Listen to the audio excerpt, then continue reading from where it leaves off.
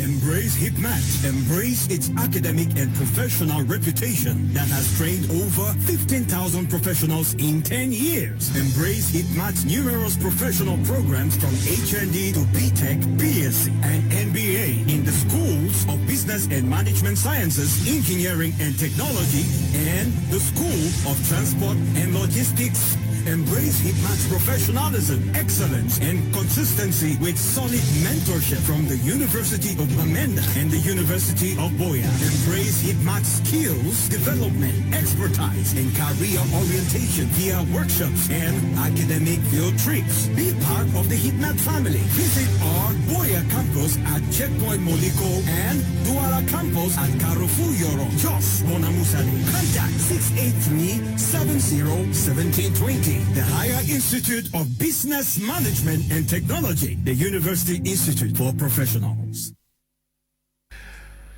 Good evening, televiewers. You're welcome to this other edition of Prime Hour on My Media Prime. We are this day going to be looking at the private sector in Cameroon. It's been limping for decades with many cries on how to get it on its feet so that we can start flying like other economies in Africa and the world. We also are going to be looking at the funds that were allocated to fight against COVID-19. We are going to be asking ourselves what ministers effectively did with what they received from these funds, taking inspiration from the presentation by Cameroon's finance minister at the Senate some days back. We are discussing this with panelists who are seated in the house already. Dr. Nick Ngwanya is in the house with us. He is a social entrepreneur. He is a politician and an educationist par excellence. Good evening, Doctor, and welcome. Oh, thank you very much. We have very exciting topics tonight, and I'm particularly excited about the first topic because we have to help our country to come out of poverty. Thank you. Okay. We also in the company of Elvis Tayon. He is the Deputy Communication Secretary for the Cameroon Renaissance Movement. They call him the Kangaroo Man. We're glad to have you. Thanks very much, Kumdenad. It's my pleasure being here today. Greetings to Professor Maurice Kamto.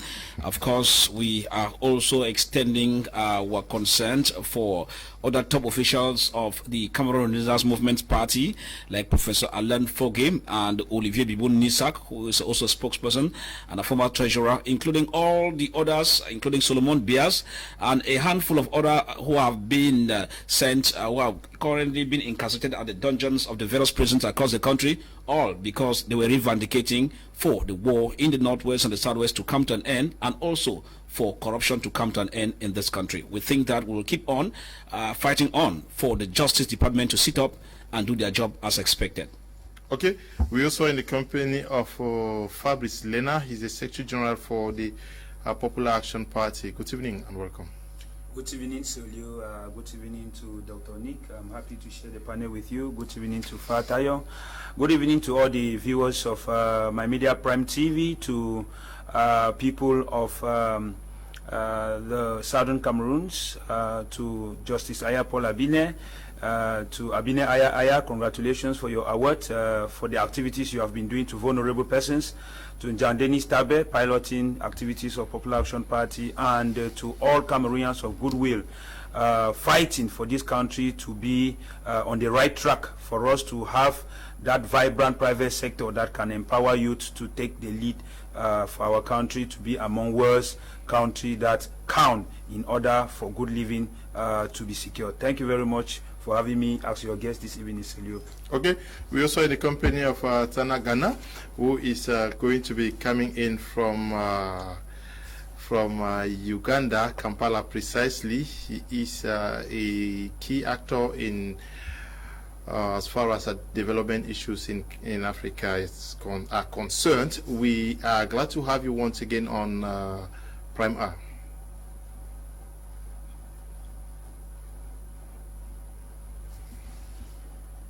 Hello?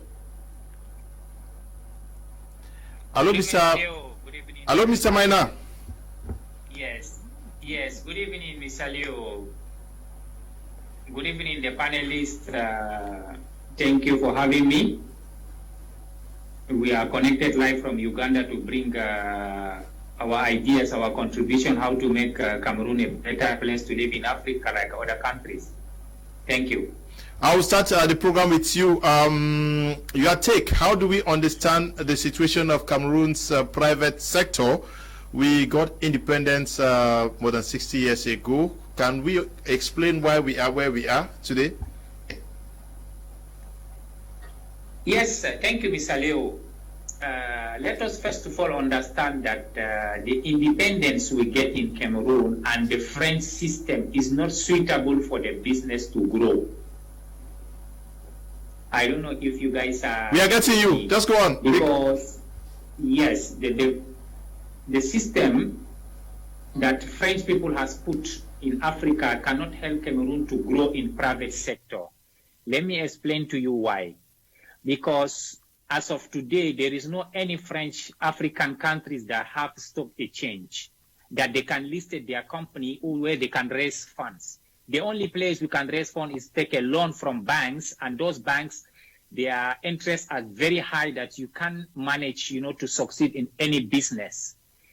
Mr. Leo, I can list you many companies in Cameroon. Since we are young in primary school, the company are existing like Forzo Victor, Discaji de Forzo. When you go to those Keferu, we go to the northerners who have CCC, one of the best sub in Africa, with a lot of rich companies in Cameroon. They are just dying. They are stagnant or they are dying because they cannot succeed. Why?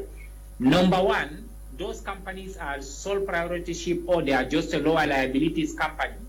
They are not PLC. In order to grow in any business, create jobs, and make sure you can develop a company, a country, please, you need to make sure that you create an PLC, a public liability company, that you can list it in any stock exchange and raise funds in order to develop the company.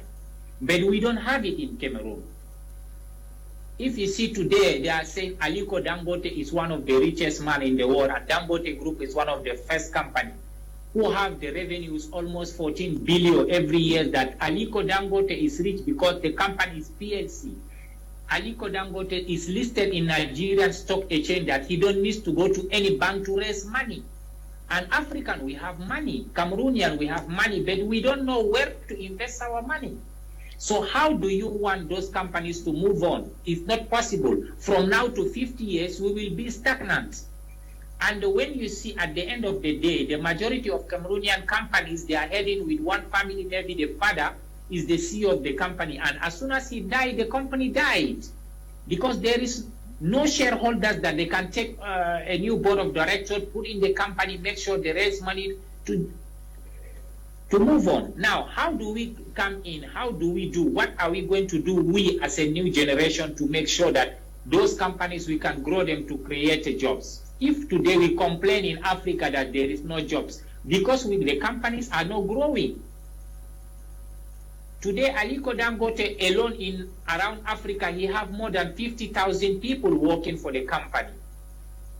If you go to many of the African countries, the government complete cannot employ 50,000. Why? Those are the criteria that we need to make sure that companies can, first of all, they can go IPO, they can raise the money, and as soon as raising the money, they can grow. And grow means they can expand their offices, they can expand their businesses in other countries by creating employment.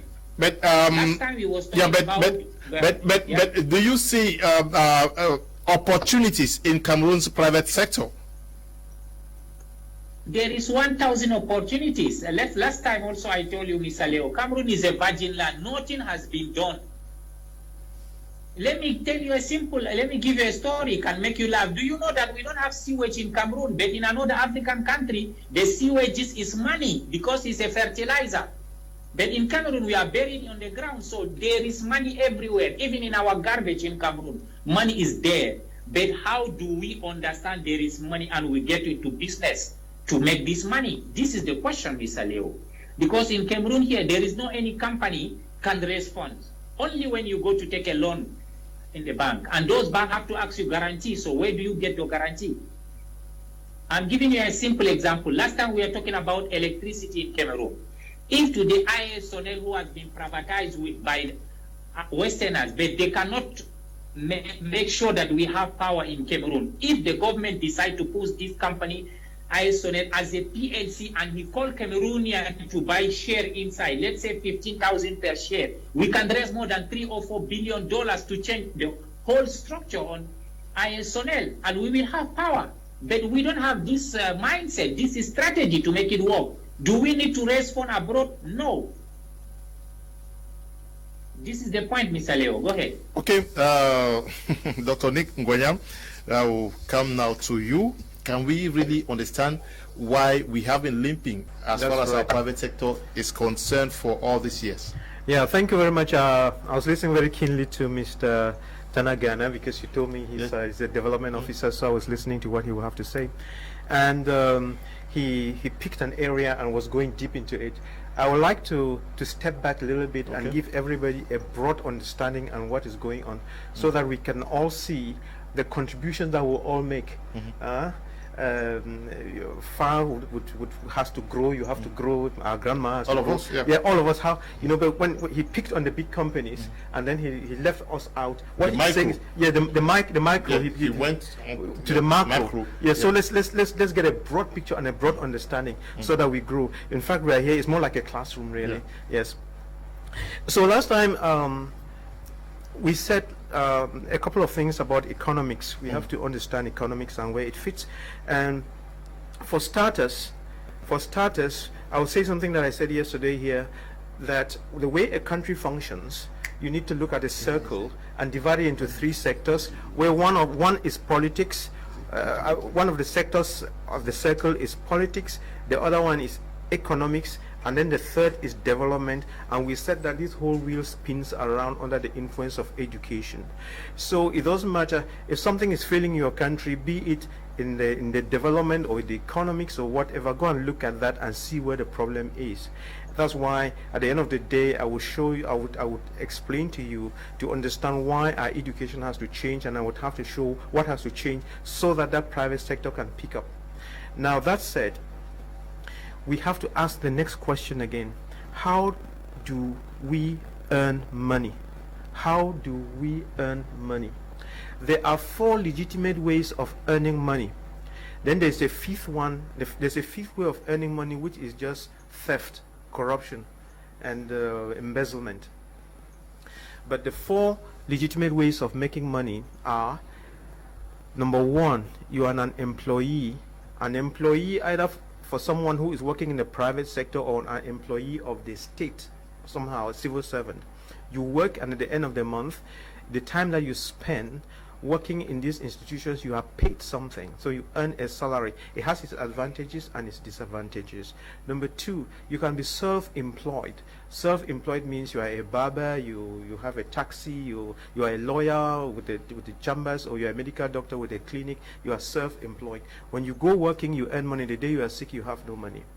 Three, you have a business that employs, let's say, between 50 to 100 people, and you craft the business in such a way that it works even when you are sleeping. The business is working. When you are on holidays, the business is working. But the one that really makes money and generates a lot for a nation and a people is investment. To be an investor. So if you are listening very keenly, Tana Ghana was talking about being an investor. The Dangotes, the Babas, and the Futsos, and so on, they are investors. Is the big thing. So these are the ways in which we make money. And now, when we are talking about the private sector, that means there is another sector that exists. The public sector. Good, is the public sector. So let's mention it. There's the private sector, and then there's the public sector. Then when you take a country like Cameroon with 25 to 30 million people, let me say 25 million people, and probably if you were to take everybody from, let's say, about 15 years old to I don't know how 60, 70 that are able to work, might be, let's say they're about 20 million. So we are talking about 20 million people who can work.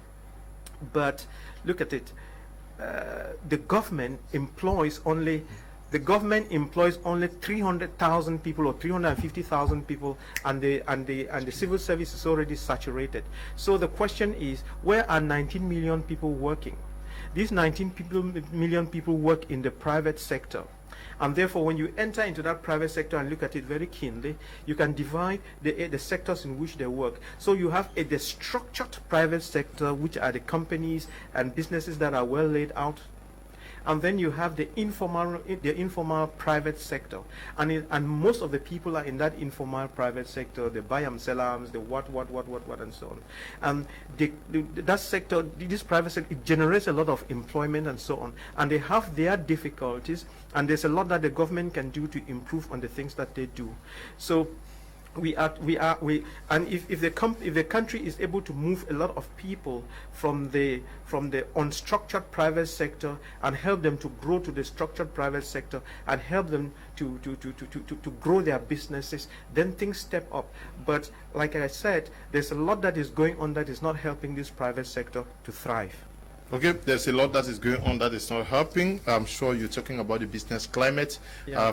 Every Tayon, do you think a lot is going on that is not helping our private sector thrive, like Dr. Nick is saying? Yes, he is on track. You know that it will obviously not go well in a kangaroo system, we must admit that. And we might preach from now till tomorrow. You would get to understand that those who stay in Yaoundé, I begin to understand, or wonder rather, whether it is a deliberate act. But I'm tempted to think so.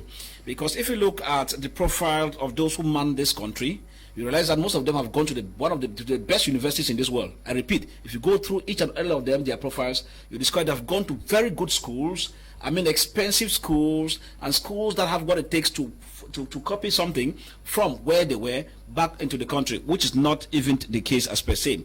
Now, if you look at all what we're looking at here, you realize that all is not moving well, of course, because the private sector itself has not been empowered.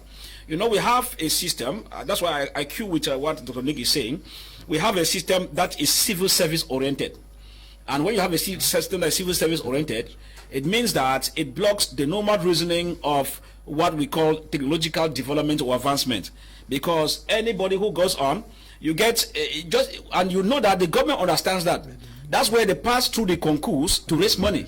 Each time the government is poor, they just raise a concours and say, okay, we need 1,000 bees, commandos, and all the like. You see they put queue in, and they make their cold cash of 25,000 francs each, whereas they need probably only about 800 or 500 persons. So it's a whole gimmicks. But then the main issue, as we say here, is that first, those that man this country don't love the country. It is true they will say that it's a system of education borrowed from France, borrowed from Britain and all that, but those that man this country are simply strangers, which means that they are passing to somewhere and they are the only ones who know where they are heading to. Why do we say so? If we look at it, I don't think the white man has stopped us from restructuring our educational system. I don't think so. And so if we look at it, when we started about, we are studying in the grammar sector, philosophy and all the like, you start asking yourself, so it is true, it is good, but where does it take us to? We're talking about technological oriented education that has to do with the scientific approach of things and innovation. We don't have that. The few of those schools that they say they are technical high schools, go and see what they do there. You go to Ombe, the machines that are there are obsolete. You go to the school we call Canada Government Technical High School in Bamenda, most of the machines that were brought in by the Canadians are all obsolete. So you begin to ask yourself, do we have that vision to take this country in a technological manner? No.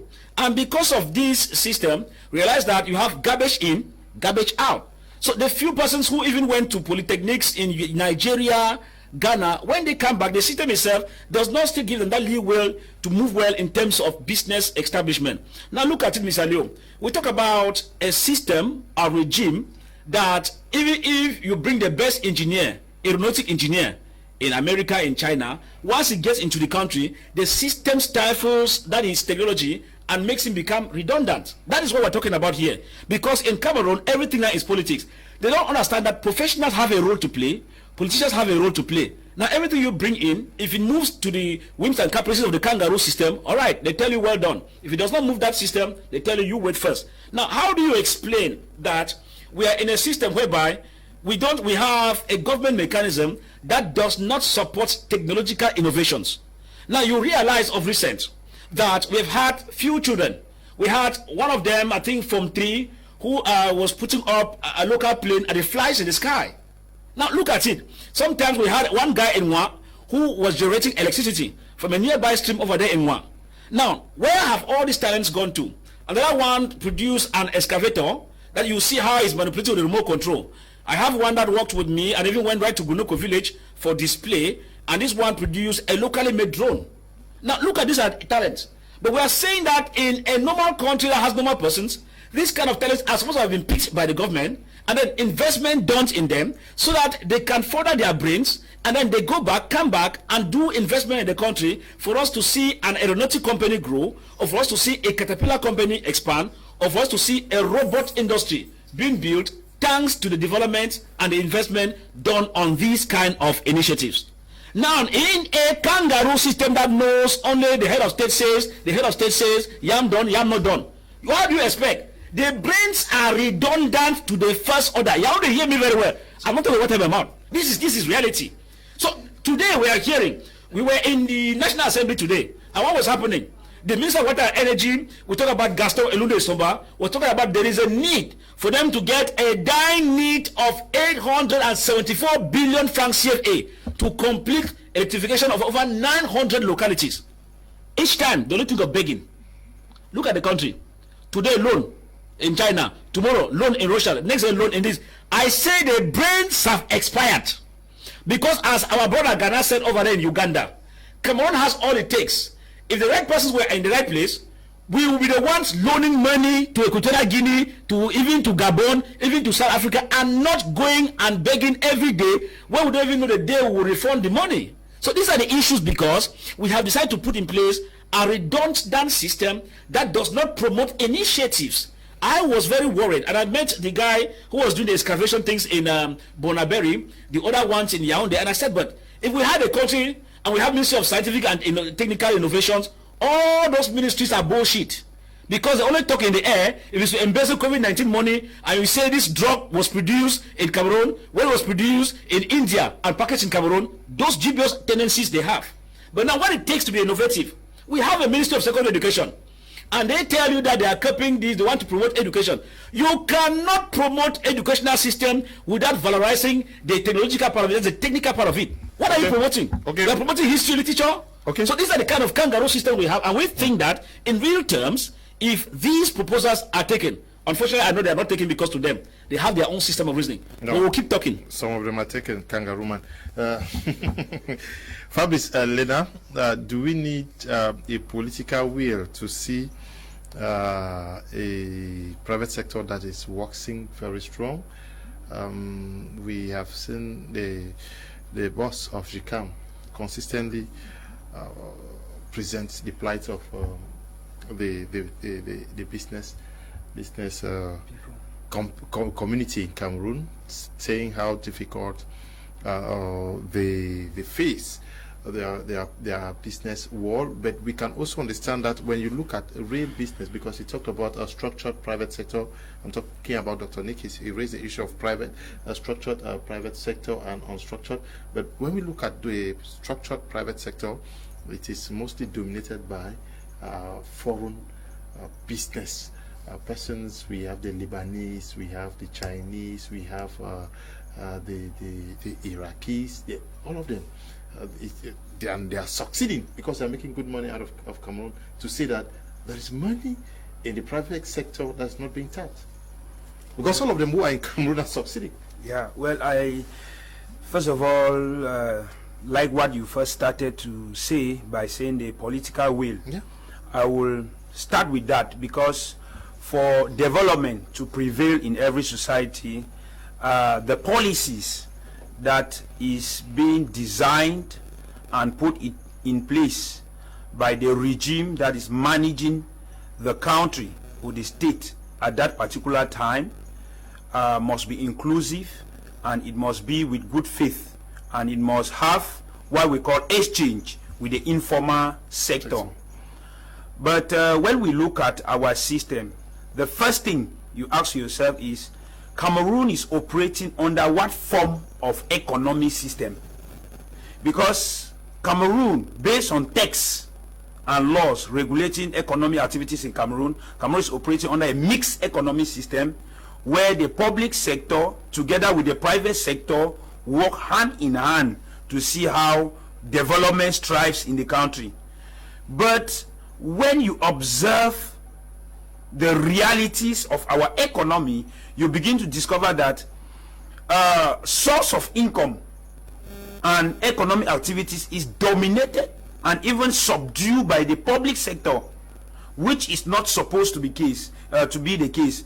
And it is subdued by the public sector because the political will of the party in power and its economic policies is not intended to make private sectors strong enough. It's not intended to make private sectors powerful enough to be competitive. It's intended to absorb private sector to the public sector and the system in place, so that anyone who is economically powerful must be with the system in place. This is the reality in the country, and that is why strong economic operators in Cameroon, strong private sector businesses, from sole proprietorship right up to large multi-level corporations, are all people that in one way or the other are with the government. And when you look at the way the government operates, you discover that for the long period of time that this country had its independence, right up to when the present president took power, right up to where we find ourselves today, a lot of projects for the empowerment of the private sector had been abandoned in so many localities. And as years is passing, you see the same project after abandonment, pre-investment, no follow-up, and then they still come back to the same project again, borrowing extra money to complete the project that was supposed to be completed some time ago. Because the economic policies, like I still say, of the party managing the country is not effective, is not efficient, and the people who are responsible for following up these economic policies to be realized are not doing their job. So, in a nutshell, we are in a country where the policies of the party in power has failed. Their economic policy have failed. The private sector, it's on its own. Private sector in Cameroon is surviving on its own, because you discover that many business owners and many investors have been discouraged to be in the country because, first, our tax policies are cumbersome, they are rigid, and they are with all the mechanisms of corruption, all the mechanisms of favoritism and nepotism that you can imagine, wherein if you do not abide by the rules, by the magu-magu system of the system, you cannot be given the favor to establish your business where you want to establish it. This is the difficulty, and this is why many people have decided to go and invest elsewhere. Many people have decided to go and open their business in other countries that have flexible economy.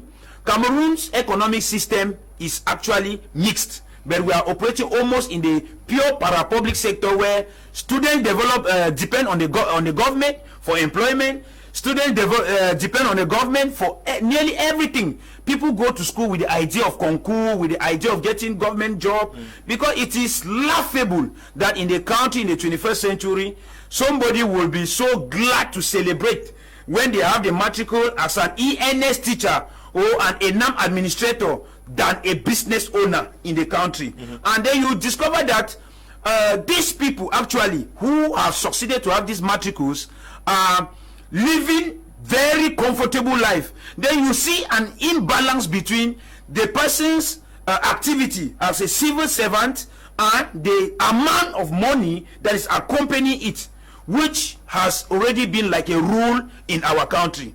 Now, it makes now the private sector people to ask themselves, I cannot be a private sector with a country of about 25 million people and above, where the consumption level at least is medium compared to other African countries. But how come is it that you establish a business in Douala, Yaoundé, Bamenda, Bafoussam, or any part of the country? It's difficult for your business to go national, because the political policy of the said party again in power has made it so divisive that when you bring a product that is coming from your local community, the other community do not welcome it. All this is as a result of a system that has failed to propel prosperity in this country, that has failed to give the citizens the needful, the basics of what they need in order to do business, in order to make business competitive, in order to empower the private sector, and they themselves are acknowledging every day. I am glad by what maybe the second topic as we are going to reach there, Ministry of Finance is saying, where people know that this is the powerhouse of money. The objective of people is to come and collect money to go and carry out projects that they are unable to provide reports for, instead of trying as much as possible to solve the basic problem of Cameroonians. And this is where so many other side problems come. And when we of the opposition, when we change crusaders come up to say that no, we need a complete reform of the system, they will say we are unpatriotic. They are very, very unpatriotic and need to rethink of putting Cameroon on the right track. Okay. Cameroonians are watching. Okay, Stephen Mwambo, who is a member of our platform, says that good evening to the Kangaroo Man and Dr. Nick, and to you, Fabrice. There are lots of issues I will continue to blame the government for, but I will always, if you are born, I will always say, if you are born poor, it is your parents' fault, but if you die poor, it is your fault. Cameroonians are not ready to work. Just check in a place like Yaoundé, if there are 5,000 provision stores, Malians, Senegalese, and Nigerians own 3,500 of them, and Bamlikes own 1,000. Everyone wants to be a civil servant. That's what he just raised now, and have the opportunity to steal money. When I was young, we were told that technical schools are for those who had list B in common entrance. What a lie that was. Now, Mr. Ghana out there, I don't know, you saw the statistics presented by Stephen Mwambo, who is watching from Boya. I can attest to the fact that if you go down to Bonamusadi, not far from where we are talking, you are going to find many Malians involved in businesses. We are going to find foreigners, Nigerians themselves, who are making it out here in Cameroon. Isn't it also the fact that some Cameroonians don't believe that they can engage in business in Cameroon and make it really big? Thank you, Mr. Leo. Let me assure you one thing, sir. The educational system in Cameroon and the environment events train you to be a poor. Believe me, because when you go to English countries, or the people who come from another countries have succeeded in Cameroon, like those Malian Nigerians, because when you discuss with a Nigerian man, he always show you that he will be successful in his life, no matter how. He don't have any solution. He will tell you I will be successful. But when you count to 100 Cameroonians, they will never even show you they have a dream. As our brother Mr. Elvis was saying, that we are trained to be a civil servant. But the only things I'm regretting that up to now we have not get to the level of understanding that those people we think they are educated or they have PhD, they are not intelligent enough to be leaders. We are lying to ourselves. We think that if someone is educated, he have PhD, is an intelligent man. Let me tell you, my brothers and sisters, sometimes those PhD holders, they are just a bogus. They have empty head. They are even poor. They don't have nothing to offer to countries. You can have the proof that the majority of the richest people in the world, they are not PhD holders. Now, when we come back to Cameroonian system, our generation has not been trained to make sure that we take matter on our hand to make sure that we can be successful, because we are too counting on a government. In this matter of development, government have less than 50% of responsibility. Why? Because we did not even believe that we can be successful. Why I'm saying that?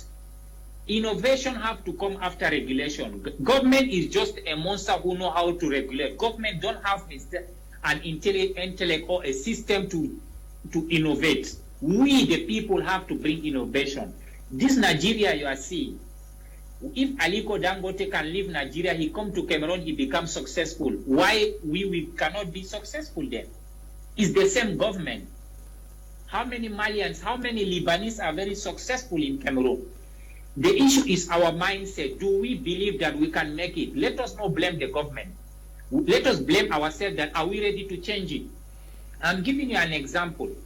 All of us, when we was young, there is a soap in Cameroon, we call it CCC. I don't know if you know it, Mr. Leo. Yes. Do you know about CCC yes. complex? Yes. It's one of the best soap in Africa. Where is the company today? After the father died, how a factory like this one can die in a country? Do you want us, President Paul Biya, to give money to revive the factory? No, we don't know how to manage. We don't even know how to generate wealth. That's exactly what Dr. Nick has been saying. Yeah. Yeah, go ahead. No, go on. I'm listening. No, go on. So that's the situation. Is let us not waste our time blaming the government, because when you are blaming, sometimes you become blind. The same situation is happening in Ivory Coast, where my company is operating. Lebanese people have one of the biggest shareholding companies in Ivory Coast, because Ivory was sleeping. They did not have the opportunity to understand how the system works. But Lebanese have the system to raise money. In today, if you are in Ivory Coast and you are a Lebanese, if there is a business for 10 billion CFA, you will get it the money is there. If you want to buy a company and the company costs 10 billion CFA, there is money. Lebanese community have this money. Why we cannot build a system that will become powerful? Sometimes government don't have any idea. Government need us to show them what they need to be done. Yes, sir. Okay, Dr. Nick Ngwanyam, the private sector is limping. We see the civil servants who are there to regulate. We have those who are supposed to accompany the business, regulate the business sector. Do you have the impression that the civil servants who are positioned in strategic positions to regulate and accompany the private sector are conscious of the fact that they are there to help the private sector grow? Thank you very much, Mr. Liu. You're right in some of the things, and I was listening to the other panelists speaking, especially Lena here and Mr. Ghana, of course. The kangaroo man. The kangaroo man. You know, we have blamed the government enough at this material moment. Let's leave the government alone and then look at ourselves, because we have to get out of the rut ourselves. If we don't get out of the rut ourselves, we'll continue to blame and blame and blame. And then, Mr. Ghana, he really said it very clearly that the Lebanese and all the others, they are surviving under the same climate here. So how comes they are making it and we the locals, we are not making it? So there must be something wrong with us that we need to correct, and that's where we really need to put our focus. And then that said, a moment ago you just said something. I said we shouldn't blame the government, but at the same time, you have a couple of people who work in government who make life very difficult. You know, like creating a company. It is said that there's a one-stop shop where you can go and create a company. It's in a couple of days or weeks or something like that. And I know in Rwanda you can create a company. Is it 4 days or something like that? It's on 4 days. That's correct. Within 48 hours. Yes, I've been here in Douala, and I wanted to create a company, and I wanted to create it with headquarters in Bamenda, and it's 3 months. It's about 3 months now. The papers just got to me by this evening. They went to the offices in Bamenda, and I've been spinning around and spinning around and spinning around. So things like that are always very, very discouraging. So that said, there is a lot that we have to do, you know, to encourage ourselves, to encourage our children, and to encourage each other so that we really survive. Let us stop the blame game. The government is not there to give you money. The government is not there to give you ideas. The government is not there to, I don't know what, but the government is there to create that favorable environment in which you can thrive. But if you lack the necessary ingredients to push you forward, to help you thrive, if you lack the vision, no one can help you. And like I said, how comes foreigners come to Cameroon and are making it, and those of us who are native Cameroonians can't make it? If we cannot answer that question, we keep running around in circles. And I think that is the question we've got to answer. So it's got to do with our mindset, and that mindset comes from the kind of training we've had. And we have a system which worships civil servants and which worships commandement. If you are not in commandement, you are a nobody. By that I mean, if you are a technician, even working in a government or in the private sector, if you are a technician, nobody gives you any value. You need to be a gendarme, a police, a magistrate. Is that not where the problem is, where some people think that rather than suffering for years to invest and making money, why not take the No, shortcut? it's an ego problem. No, it's an ego problem. Let us try to distinguish things. There's nothing wrong in being a policeman or a tax collector. The thing that is wrong is that, okay, you have people who are in government, they are civil servants and have the power, and if they were just earning their salary, probably people will be able to look elsewhere. But they earn their salaries, then they have the power, and with that power they are able to suck some people and beat them to dust. So now someone who is really struggling here is saying, but why should I be struggling when I could just go over here, buy whatever concours for 10 billion and then just 10 million and just beat people and then put this money together. But there is no sense of service. There's no sense of responsibility. It's absent, and people are just looking for, they just look for the money. How you get the money is immaterial. But we need to retrain our youths and ourselves to say, look, you have to be part of the development. You have to drive the economy forward. You have to drive the development forward. And like someone was saying, it is actually our collective brains that develop a nation. People sit there and think that it's President Paul Biya who has to develop Cameroon. It's not true.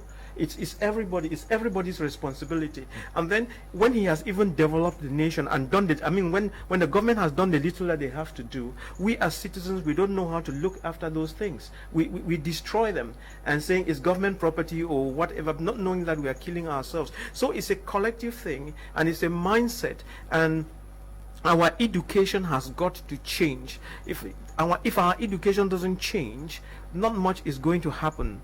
And it's very important to continue to insist on this, to say that we need to change our curriculum. I mean, we need to do something about the curriculum in our schools. For starters, I have said that the schools that we have in Cameroon, and because we are on satellite, I'm suggesting that other African countries, they listen to me. This thing that you call grammar schools is no use. We need to create secondary schools that are unique in the sense that, you bring all the children together and then just throw things at them, but you throw things at them in a structured manner, and these children would be looking at everything, and based on their skills and capacities, they were able to pick things from there and grow with their talents. Now, so I'm saying that the curricula in schools have to be redesigned, because what the white man gave us for the past 60 years, while the white man was building his planes and so on, he gave us a curriculum that allows us to read and write until you go, just be reading and writing and go and get PhDs in reading and writing. Like Fa was saying, no technology. The technology is very primitive. So. Okay. Our curriculum in schools have got to have 4 parts. It has to be redesigned to have 4 parts. The core subjects have to have what we call STEAM, STEAM, science, technology, engineering, arts, and mathematics. Or we break it another way, you have STEM plus art, where the STEM is about 70% or 60 to 70% of the core material, and arts is just about 30%.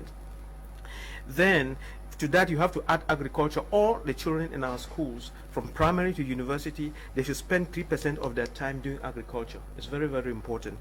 And then part B is soft skills. Soft skills include entrepreneurship, computer skills, communication skills, intrapersonal, emotional intelligence, so many of these things, how to drive all these things, all these skills, they help. Then part C in the curriculum should be, what did I say? The way the curriculum is designed should answer always 3 questions. You ask the questions: what is it that our children want to study? They want to study how you can connect water from the river to the house. Why do you want to study it? To solve these water problems like this, how do you do it? The how do you do it now is the technical part, where they sincerely do it and do the practicals, so that when they are done with the subject, they know how it is done, and that is how, at the end of the day, they'll be able to create companies and so on. And then in the third part, we have to look at our staff development, the staff that teach our children in schools. You see, up until now, if you go and check the quality of our teachers, especially in the primary schools and in the primary schools, many people who don't do very well in secondary school or high school, they end up just going to into teachers training and become teachers, and then at the end of the day, those foundational courses, they don't know how to give it to the children, so they themselves didn't do well in school, and then they lay very difficult foundations for children. Okay. And now we have a lot of people with first degrees and masters. We need to convert this and give them teaching skills, practical skills, and fill our schools with them so that they give our children a solid background. Mr. Leo, good evening. Congratulations for the work. Should the educational system really be blamed? Maybe. There is Dr. Nick, a product of the same education till certification as medicine man. He may be blinded in another direction. Would we keep on complaining to who? Then what next? Thanks. Ngala is writing from Boya. Okay, Dr. Nick, there you are a medicine man. Eh? I don't know what he means. No, a medical doctor. No, that's another thing that we have in Cameroon that is very bad. You see, you try to box people, and that boxing comes from our stupid education. You see, I'm a medical doctor, I'm a surgeon, but that medicine is only 20% of my capacity. 80% you develop in other ways. That is what you need to do. Get out of that box thinking. I'm not sure he meant he's using medicine man as the African way of. He's rather getting out of the stereotype of medical doctor. He's calling it as the real African. I don't know how you catch it. No box mentality. Good evening, Mr. Leo. It's Valley from Bamenda. The truth is that we can't leave government alone because they all are the power. If the government have failed, let them give power to someone else. Okay? Hi, Mr. Leo. Cameroonians should stop blaming the government for everything. Cameroonians can still do a lot of positive things without the government. I am John, writing from Germany.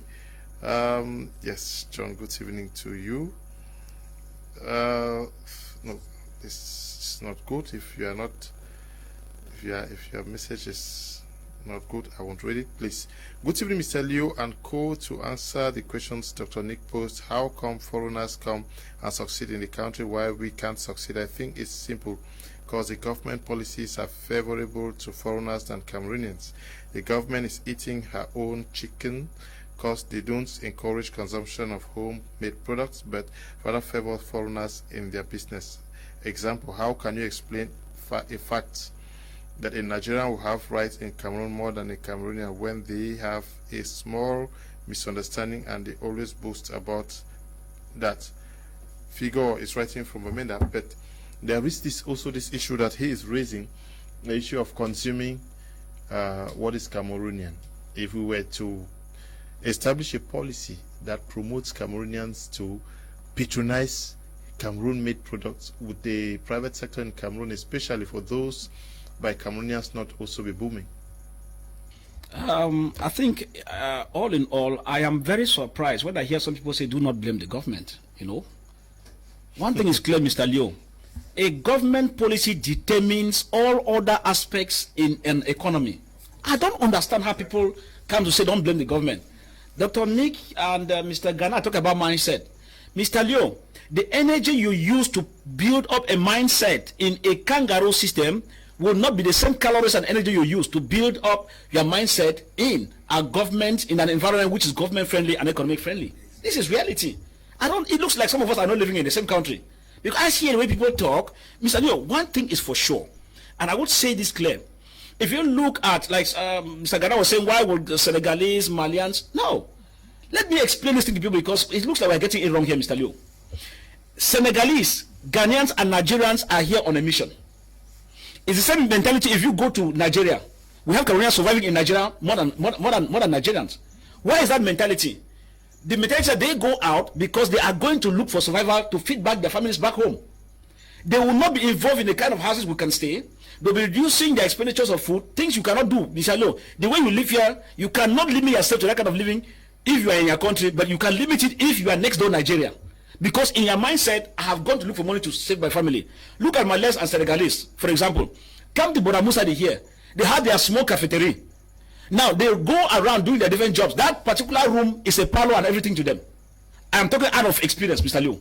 And when they go at 10 of them, They do their things. At night, they come back, they wash their feet, they pray. You see the man who is selling cafe or who is selling the tea there, gets all the benches, they put their mats, and all of them sleep.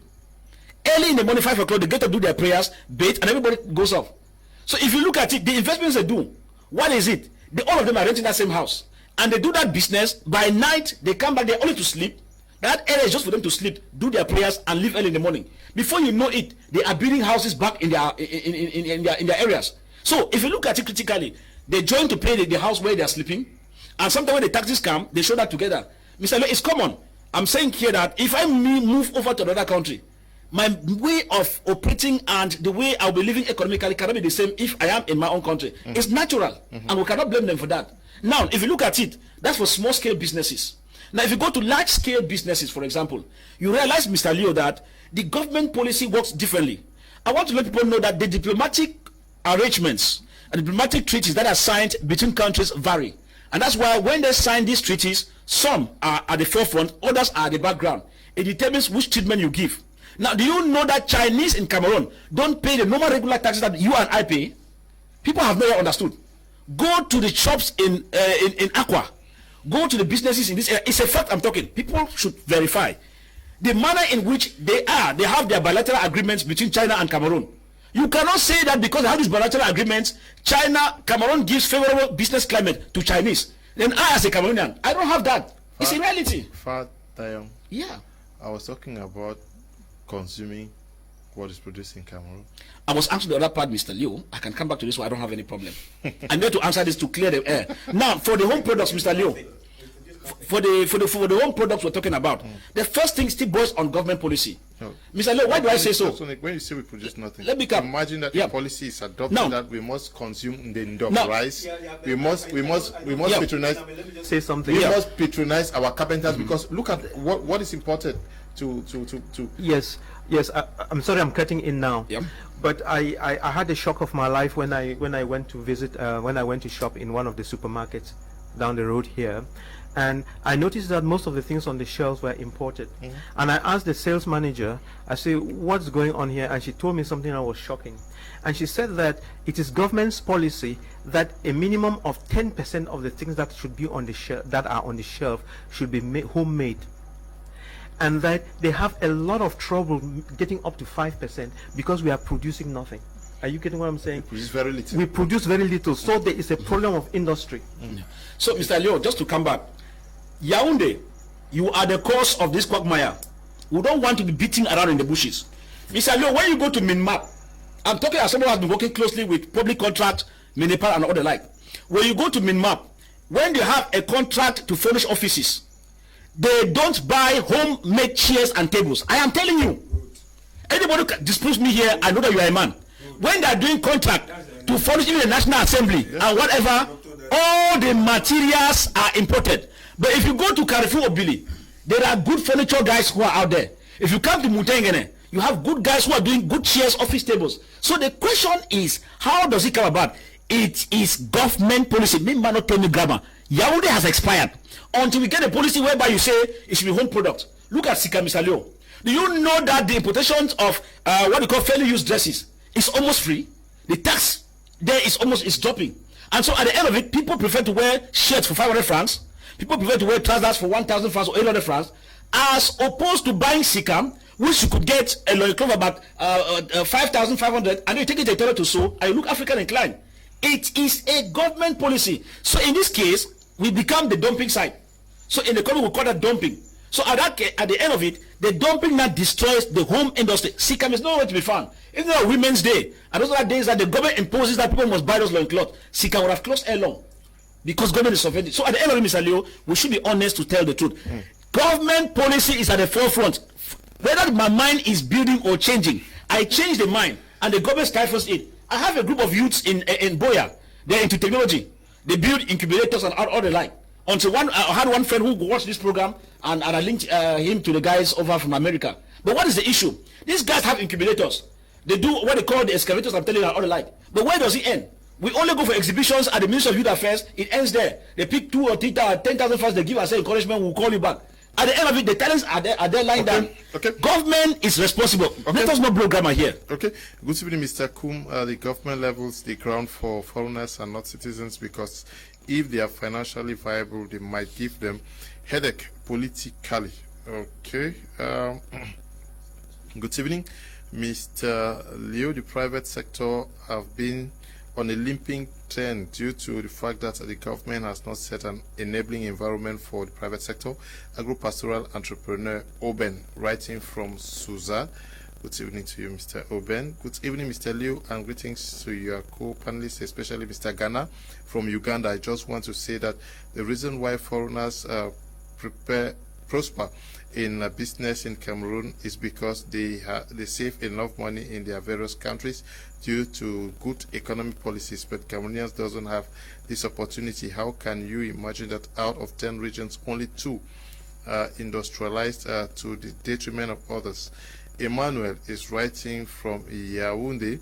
Good evening, Mr. Leo. Please, we are facing difficulties following the program since last week. The station is just on and off. Ruth is writing from Limbe. Ruth, can you just call me after the program? I'm sure you have issues with your cable distributor.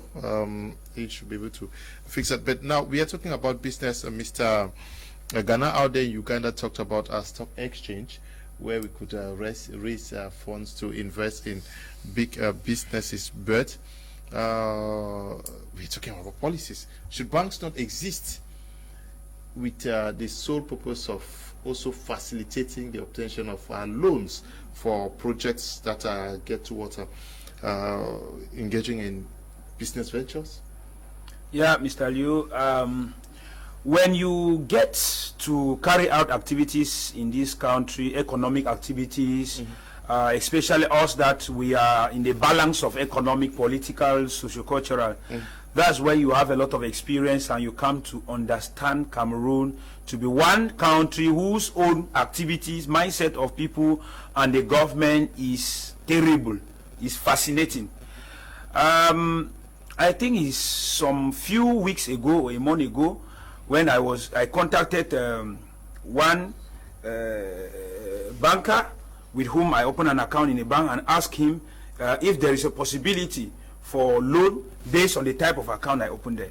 He told me that the bank will easily give loan to you if you were having a salary owner's account. I was shocked. I said, salary owner's account, how? He said, most people who are civil servants have access to loans than you people who are doing activities that are not stable. I was shocked. I said, when you look at, that is a commercial bank, it's not a microfinance. Because instead, in Cameroon, microfinance and small financial institutions easily give loan to startups, young entrepreneurs than commercial banks. Commercial banks are dancing to the tone of the government by making people to feel that if you are not taking salary, if your eligibility for loan will be difficult despite your collateral security, unless you must have grown from what we call small and medium-sized business to a large-scale business. You are a known business tycoon. So how do you survive in this type of cumbersome system? And how will Dr. Nick and my fellow brother in Uganda say we should not blame our government? Because like he said, he rightly said, from when I was born, when President Paul Biya was already the president of Cameroon when I was born, and I've grown up to be who I am now, I have never seen the head of state of Cameroon worn a clothes which is fabric of some of the regions. Maybe he has worn, I don't know, but officially I've never seen. He's always in tie and coat in all his official outings, which means that if the first citizen of the country is not even showing a picture of that kind of diversity in terms of the Africanness of its own products, I'm sure that in the presidency they should not even be consuming anything African, because it is reflected in the way they are managing the country.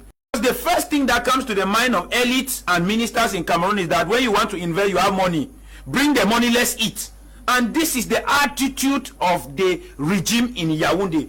They are not concerned about road infrastructure. Doctor was saying that we should not blame the government. Is it you, Dr. Ningwe, as an economic operator, that will tie the road linking Bamenda to Bafoussam that will enable economic activities to flow? Tell me, because those are things left for the government to do. Roads are like the main issues for economic agricultural activities. If you don't have, I have the access to do farming in my place of origin, but we have difficulties to transport those products right to the market. The policy of Cameroon, even the what they call form of state, do not permit for an individual to do certain things without consulting the government or without the authorization of the government.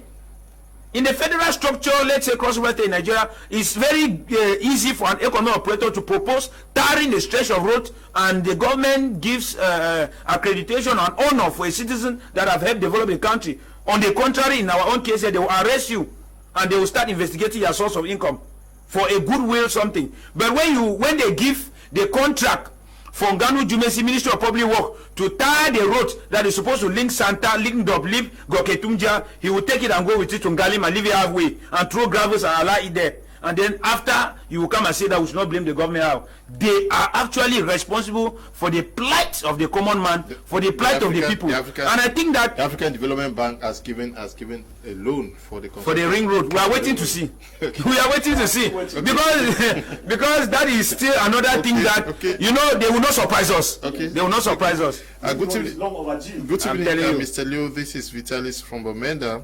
Wood is more expensive in our country where it comes from than in France where the wood is being taken to. Then it is cheaper to buy an imported furniture than buy the one in the country. It's a bizarre situation.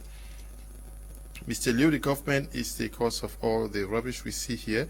The economic policies in Cameroon is too bad. It doesn't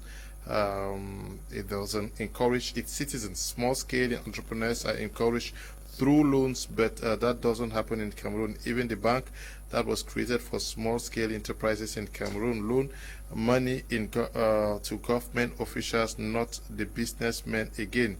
Emmanuel is writing from Yaoundé. Yeah, I'm sure that is what you raised earlier on, Fabrice. Hi, Mr. Liu. Good evening to all of your panelists. The reason why the private sector especially is not booming is because of taxes. The government favors just foreigners and not their home-based entrepreneurs. Though this favoritism on foreigners, they still have limits. Example, Dangote came with so many promises, but yet the government turned everything down because of Simankam. Samuel Eto'o came in with set mobile, yet taxes drove him away. What do you want us to do? Look at our neighbors, Nigeria. The roads are really good because the government allows some individuals to fix the roads.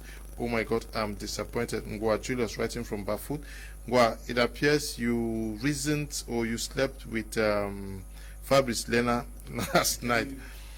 Okay. This one says taxes are the cause of our problems. Good evening, dear panelists. For me, I think the problem in Cameroon is bad government policy that doesn't favor Cameroonians, but rather foreigners. I didn't buy the idea of some people who say government should not be blamed. The government is responsible for the downfall of the economy. Norbert is writing from Bomenda. Mr. Liu, look at the office table made with wood. The government would prefer to buy Chinese tables made with sawdust called chipboard. This is Marikam, Pacific Furniture, Mbengui. Pacific Furniture has sent some beautiful pictures here. Pacific, wow, they look so. I'll share with Dr. Nick. They look so good. Yes, Mr. Ghana out there in Kampala, if you are with us, I will get to you now. Many persons are talking about the government creating an enabling environment for the private sector to actually thrive. But do you also think that something has to be done, especially with the means for persons to raise capital? We saw in the United States when businesses were in difficulty, the government rushing to be able to salvage the situation. Do we think that to some extent we should do something like that, but also looking at a sector that is not being exploited? Don't we think that a sector that would give us billions is in agriculture? Thank you, Mr. Leo. Let me first go back to our friend, Mr. Fabrice Lena. He was talking about getting the loan from the bank. Mr. Fabric, you need to understand it. There is no any country on earth can just give you a loan because you started a business. The banks you are seeing out there, they are business people. They collected people money and to trade with it and make profit. Nobody is here to risk his money, number one. Not either in Cameroon or in the United States. Meanwhile, there is one thing. Nobody is here to fund your dream. If you believe on your dream, you can convince your family members. You can even ask your family's member to sell their house and put on the business to show people that this business can work.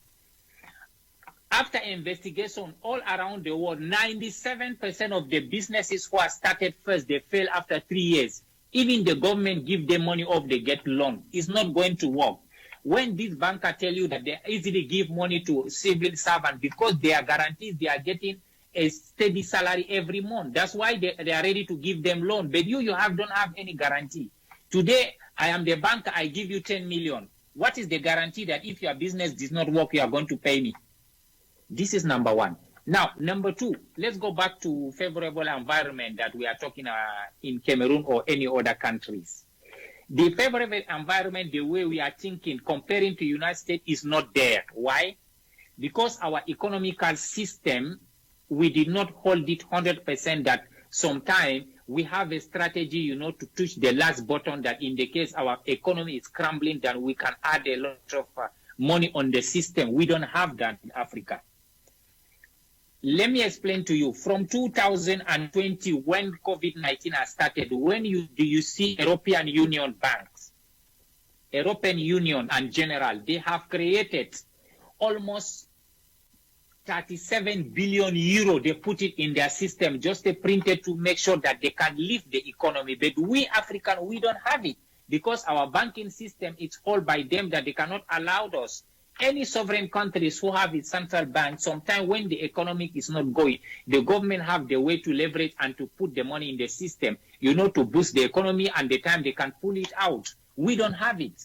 Now, if you don't have something, you don't have the car to drive, why you cannot use your bicycle? This is my thinking.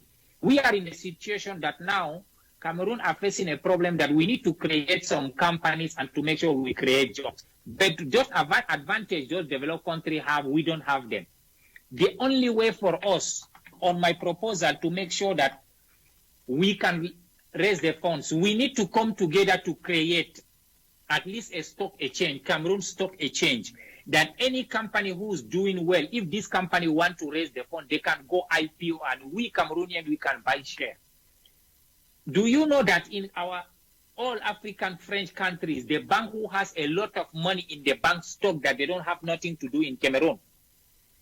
Ivory Coast don't have it, Senegal don't have, Mali don't have, Congo don't have, Equatorial Gabon. The Cameroon bankers, the Bank of Cameroon are filled with money, with numbers, but they don't have the way to make sure that this money works because the strategy is not there. But now, if we get and stock exchange that any company can go there to raise funds, we Cameroonians, we buy shares, those companies will grow because they will expand. Now, let's go back about Cameroonian consume. We have to consume Cameroonian product. Mr. Leo, the only product I know in Cameroon that it can be sufficient for us is PHP, Plantation du Haut-Penja, where they are doing the banana and send it to Europe. But do you see any product in Cameroon that can serve just one region in Cameroon for the whole year? It's not one. If go to rice, it's not enough. If you go to oil, like this palm oil, it's not enough for our country. There is no any product in Cameroon that you can have this product of manufacture the product can just serve Cameroon. Even 5 regions is not there. We need to import. All those things for me to come back with, I don't need to talk only about government. We need to talk about where we are getting wrong. Where can we find a way to find a solution that we can bring the government on the table? Because without having a solution, government cannot help you. Talking about is raising the money. We can raise the money, but on this special ways, like I was telling you. If those companies now to decide to go PLC, I give you an example. A biggest company like Soakam in Cameroon, they are doing little well. If they decide to go PLC and everyone buy share in Soakam, they will be one of the biggest company in Africa. They can be like Dangote. Dangote is not getting money for loan from the bank. He's raising the fund from Nigerian Stock Exchange. So this is my view, Mr. Leo. Thank you. Way forward, you are going to be the last. Yes, you speak last about this so that we move on to our second topic.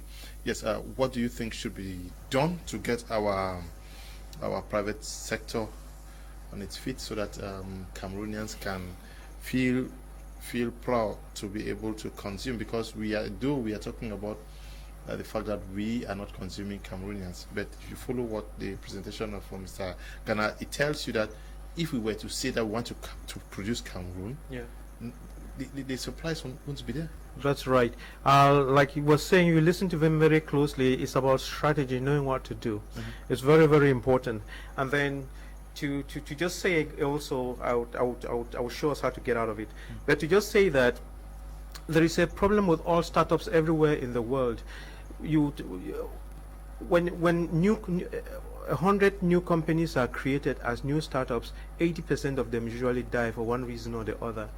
And therefore, when you are a new startup and you just go up to the bank to ask for money, people are usually very wary, so we should be aware of that. You have to have a track record of success. Do something, and this is the thing. Start small and grow is very important. Start small and grow. That's the secret. Start small and grow. Then use family money to invest in that your small business. As it is growing, there you can expand. But usually we think big with these big projects and so on, but we are unable to take the first step on our own. Always start, even if your business is very big, break it up into small bits and start small and grow. Use family money and money from friends. And you know, it's not always money, and then the skills from friends to push it up to a certain level. Then when you are asking for a loan from the bank, ask a small loan to help you going, and then as you keep honing in your skills and so on, and you'll keep growing, then it will be okay. But if you just have something on paper and you have never done it before, and you show up at the bank, at the credit union asking for money, nobody is going to give you because of that high death rate. Okay. Now, before you take the microphone, I was going to say that though we were saying don't blame the government, it's not like probably we were misunderstood. I mean, we have to blame the government. There are three people because they have that thing in them that makes them move. But we keep blaming the government. We can keep on blaming the government and nothing is going to happen. And then when it comes now to changing our consumer habits in the nation, we have to create industries. You know, I have this bright idea that we can create a technological village. You know, if you go to the trade fair in Guangzhou, this trade fair usually takes place in April and October. You have hectares and hectares of hangars with cottage industries that are on display there. We can buy many of these cottage industries and come and install them and use them to teach our children to produce the furniture, you know, to be imported type quality. Okay. Very important. Doctor, and many other products. Doctor, we are certainly going to come back to this topic. We're going to be discussing it again, but I want us to take a short break. When we come back, we are going to be discussing our second topic. Can we just take a listen to the presentation by the Minister of Finance to Senate? Mesdames et messieurs les sénateurs, vous imaginez, on prend 30 milliards, on va poser sur la table d'un ministre? Mais ça veut dire quoi? Mais ça ne veut rien dire. Les allocations, c'est pour un ministère, pas pour l'individu du ministre. Première chose. Deuxième chose, parce que vous avez posé la question, comment est-ce qu'on a fait pour retenir ces ministères-là? Et vous avez dit, vous êtes le ministère des Finances, vous avez reçu moins 400 millions seulement, et ça veut dire que vous, il y a moins de malades au ministère des Finances. Mais non, on ne donnait pas l'argent parce qu'il y a les malades au ministère. Nous avons fait des conférences budgétaires comme nous le faisons lorsqu'on prépare la loi de finances. Nous avons la crise. Il faut riposter face à la crise. Qu'est-ce qu'il faut faire? Alors les gens faisaient leur demande. Les gens faisaient leur demande. Et je peux vous dire que le retard que nous avons eu dans l'affectation des ressources pour le Covid-19, enfin pour le casse Covid de l'année dernière, c'était parce que, entre-temps, parce qu'il vous souvient que quand la crise est arrivée, on a fermé les écoles. Tout s'est arrêté. Et puis, à un moment, le chef d'État a dit, on va reprendre les cours. Du coup, certains des ministères qui n'étaient pas concernés sont aussi venus, excusez-moi l'expression, à la sauce, hein, comme pour manger. Ah oui, parce que maintenant, il faut reprendre l'école. Mais vous allez protéger les enfants comment? Parce qu'il faut la règle de distanciation, il faut le gel, il faut ceci, il faut ceci. D'où l'arrivée des ministères de l'éducation de base, enseignement secondaire, enseignement supérieur. Ah, nous aussi, il nous faut de l'argent. Parce qu'il nous faut un peu plus de banques, il faut un peu plus de ceci, il faut un peu plus de cela. Mais c'est comme ça que ça se passait. Le ministre arrive, il dit, moi, il me faut ceci, moi, il me faut cela. Et on arbitre et on fait des propositions au Premier ministre. Mais, contrairement à ce qu'on croit, et on était devant vous pour vous expliquer ce compte d'affectation spéciale, la seule riposte n'était pas seulement la riposte sanitaire.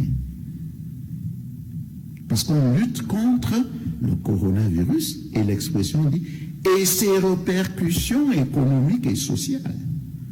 Et c'est pour ça que vous verrez là-dedans que le Minérésie était attributaire de quelque chose. Vous verrez là-dedans qu'un ministère comme le ministère de l'économie était attributaire de quelque chose. Vous verrez là-dedans que le ministère de l'industrie était attributaire de quelque chose. Vous verrez là-dedans que le ministère du tourisme était attributaire de quelque chose. Le ministère du tourisme ne soigne pas les gens. Non, donc la seule riposte n'était pas la riposte sanitaire, mais il y avait aussi d'autres pans de la riposte. Je parlais du ministère du tourisme. Vous savez que l'un des secteurs qui a été le plus affecté par la pandémie du coronavirus, c'est le secteur du tourisme. Plus de vols, les gens ne vont plus dans les hôtels, etc. etc. D'où crise. D'où le ministère du tourisme. Parce que maintenant, il fallait aider les hôtels, les ceci, etc. etc. C'est pour ça que le ministère du tourisme est là. Le ministère de l'économie était là parce que c'est au sein du ministère de l'économie qu'il y a un projet important qu'on appelle le projet des filets sociaux. C'est-à-dire quels sont ces ménages les plus pauvres que nous devons aider, etc., etc., etc., etc. Voilà comment les choses se passent.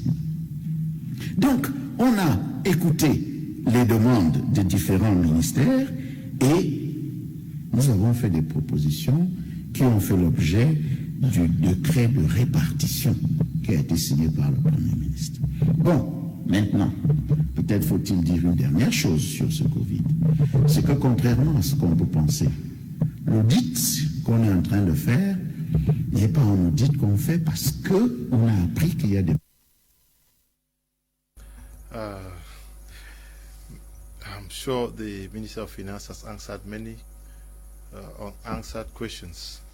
This is why we have been commenting on this kangaroo man. Are you shocked by what the minister is saying, or you are the more comforted? At least you now know how the money was used. I am not shocked. I am not comfortable. I am not moved, because all that is drama. Why do I call it a drama? You must not wait for money given to you for accountability to be demanded before you start narrating stories. Administration does not function like that.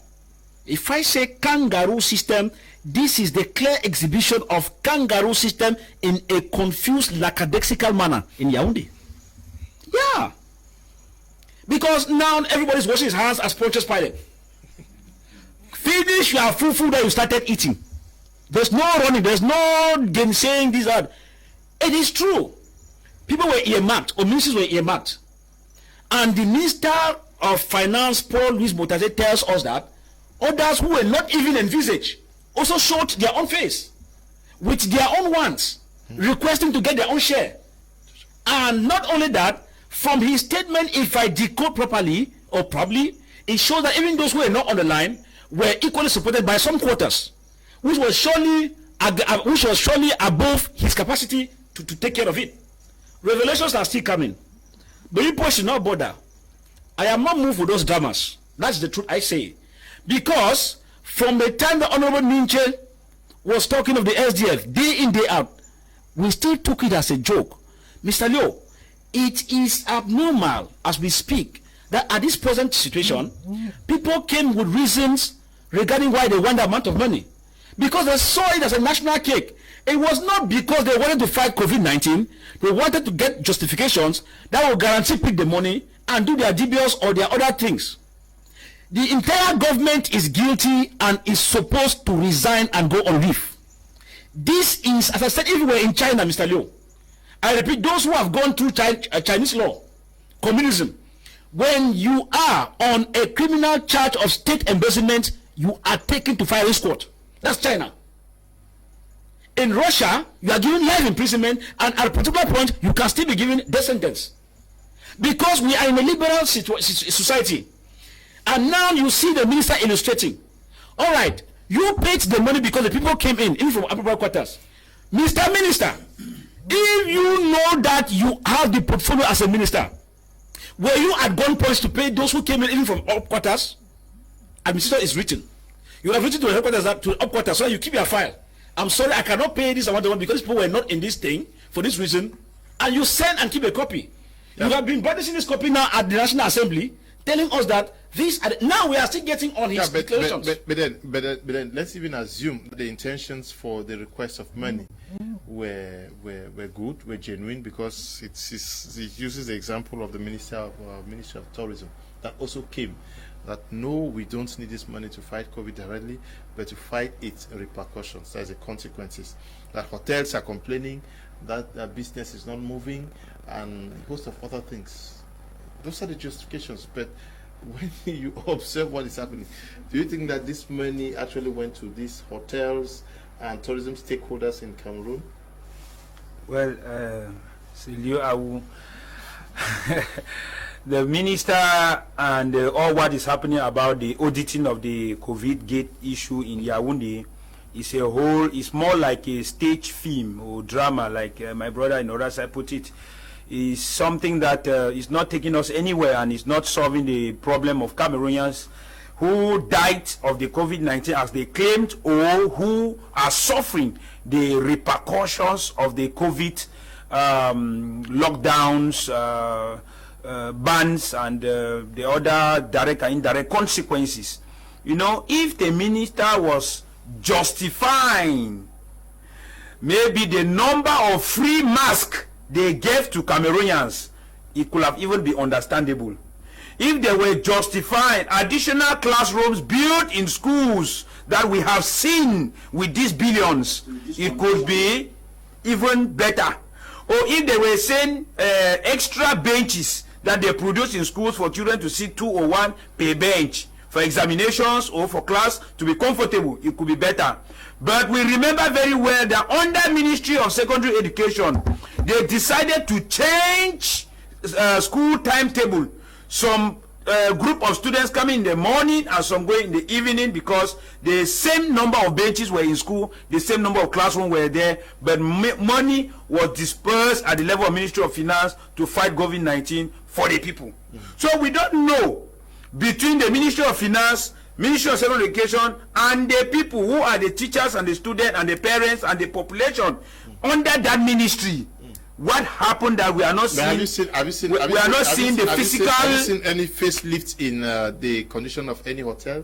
Because Mr. Leo, hotel should even be the last preoccupation of maybe the justification of COVID gain money. Why do I say so?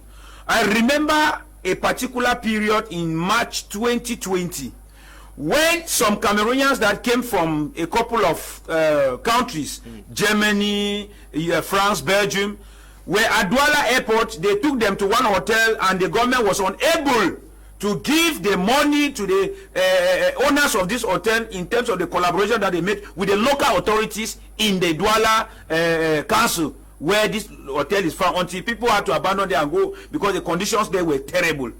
I remember the same thing took place in Yaoundé when they took people and went to the low-cost houses in Olembe in Yaoundé, abandoned them there, no follow-up, Nothing was given to them.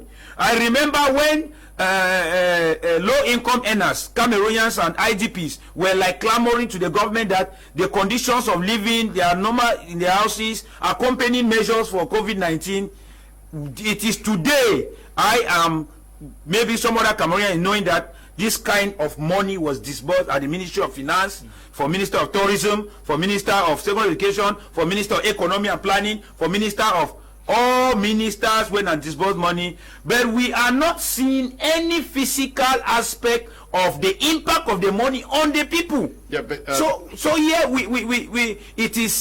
this is what we call high treason.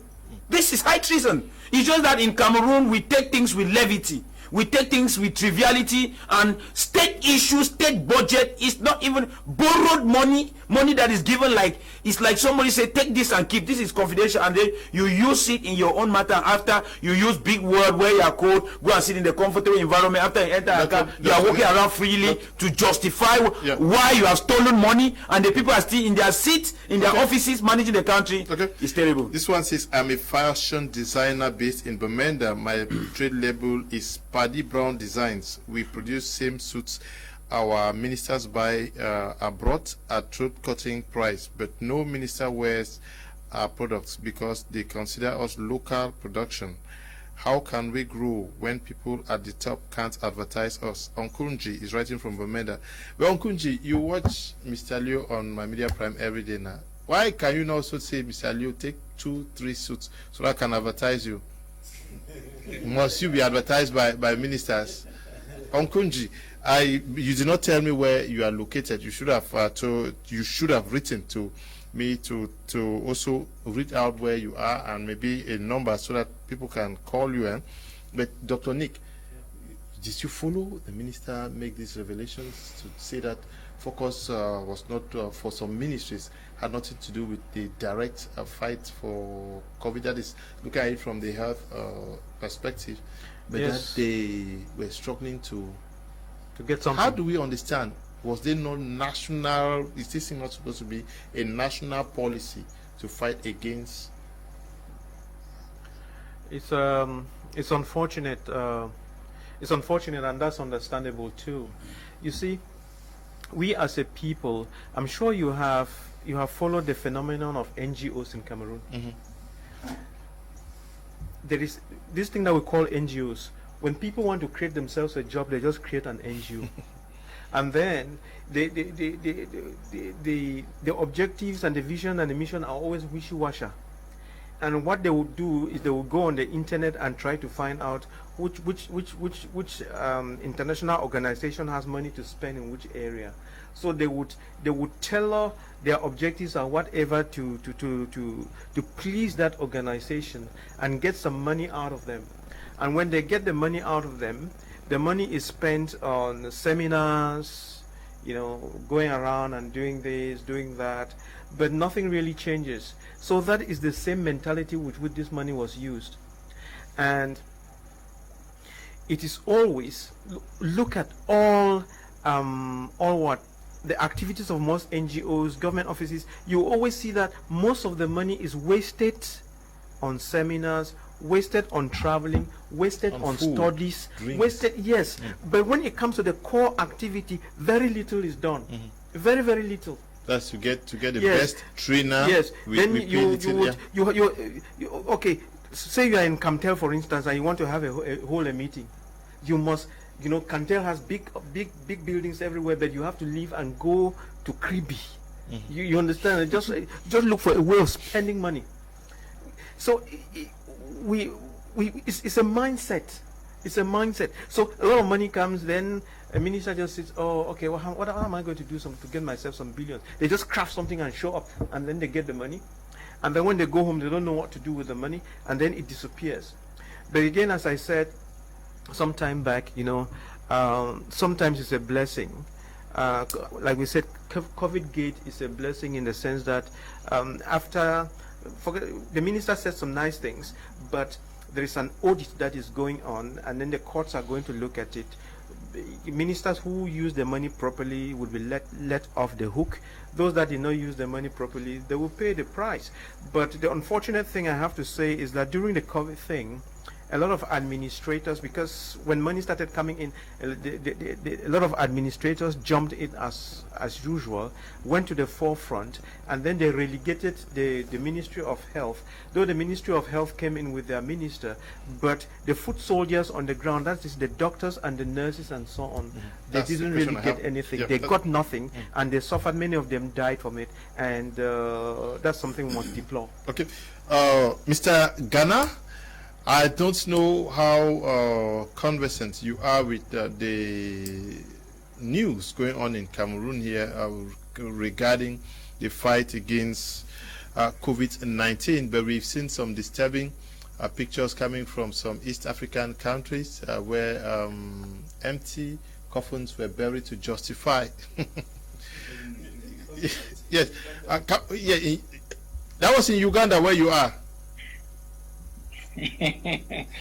Basically, Mr. Leo, yes. Let me explain to you. This COVID-19 has become a business for African, but they don't know that they are just drinking poison for themselves. Why am I saying that? Because there is no free money with Western countries. At the end of the day, when we find out this money has been given as a loan or grant that they are expecting something from us, we will pay the price anyhow, right?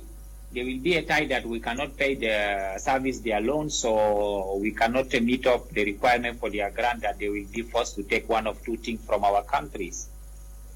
But meanwhile, the lesson we need to learn, first from Cameroon, we need to find out that this corruption system, do you have any way to deroute? Because the corruption is becoming more and more.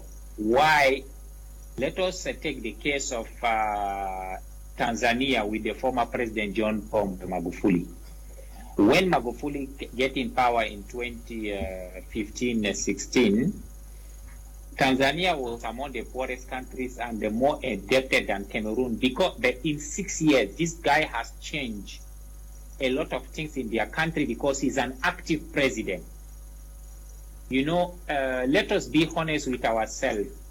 A head of state, the number one person in the country, have to be active and have to be ready to fight anybody. You have to be a bulldozer. You have to be a lion to make sure that some of the nonsense cannot happen in the country.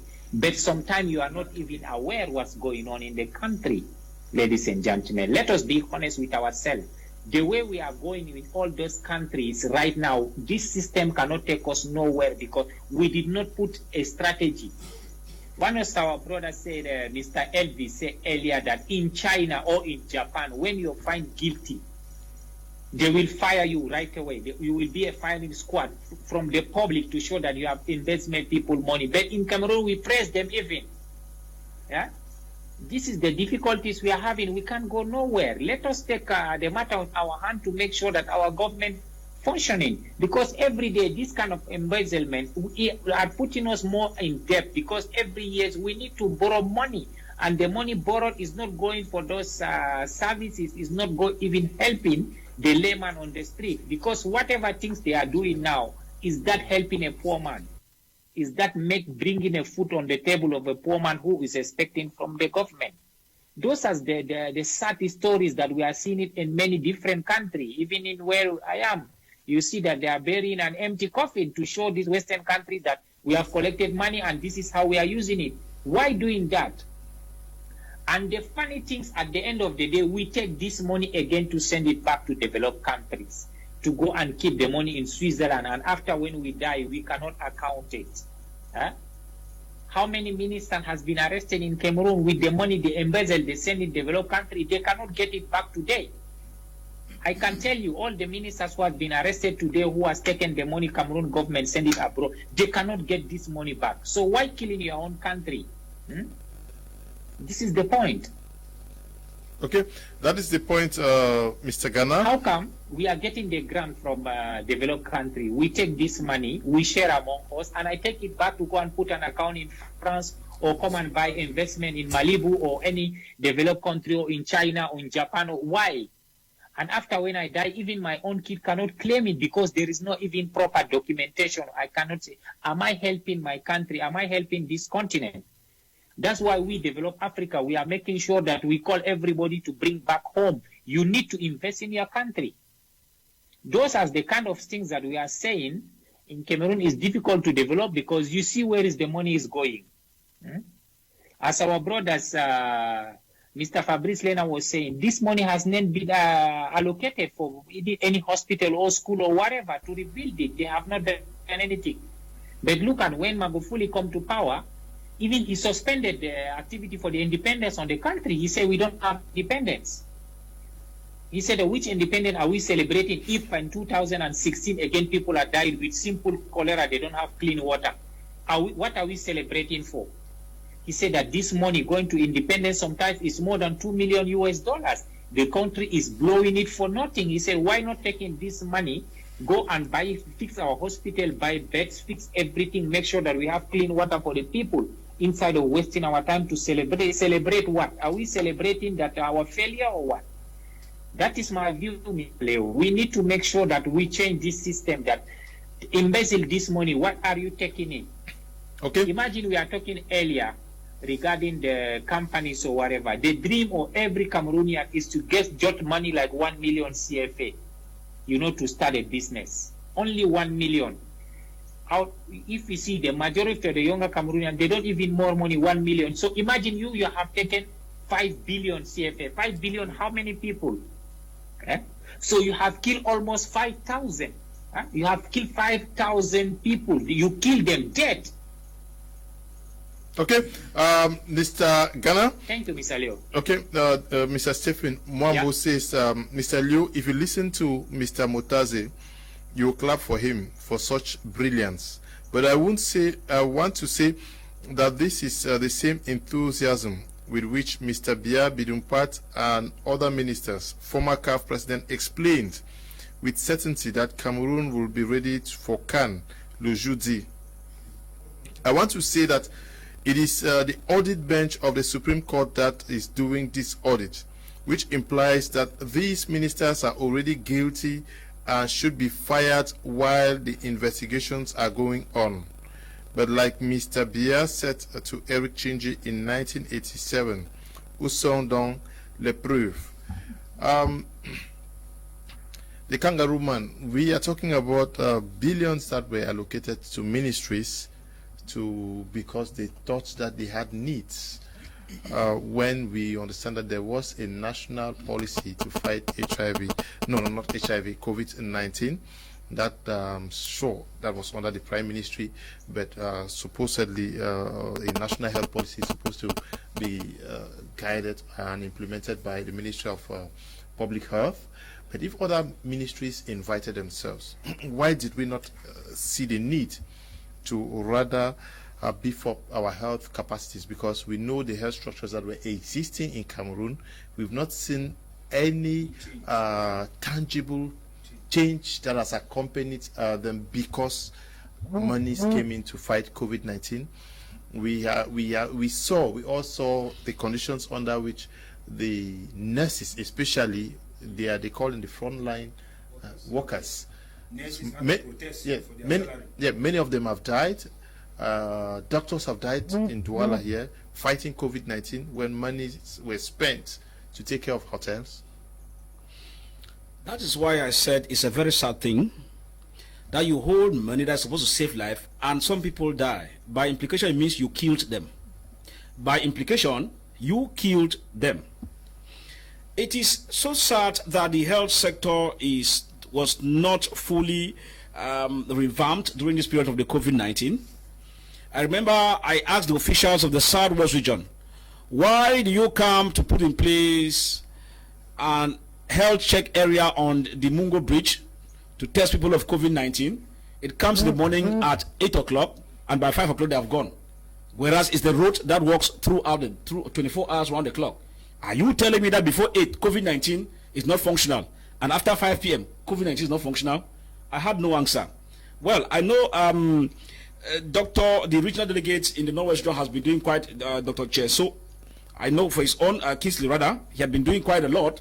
But now my question now is, while many of them were doing a lot, I understand that even some of the frontline staffs were equally felt at the forefront. Yeah, but when we look at the allocations, it means that they were working under limited. It means they were working under limited. Whereas in real terms, that budget was supposed to be under the tutelage of the Ministry of Public Health. I say under the tutelage of the Ministry of Public Health. Where hijackers came from, it's only God who knows where the hijackers came from, nowhere. But the main issue that is disturbing is that as the hijackers came, and everybody presenting his own reason why he thinks that he needs the money, I said that nobody's hands is clean in that affair. Minister is giving us many revelations, which is correct. Can we take a listen, another listen to Minister Bipol Mutazi?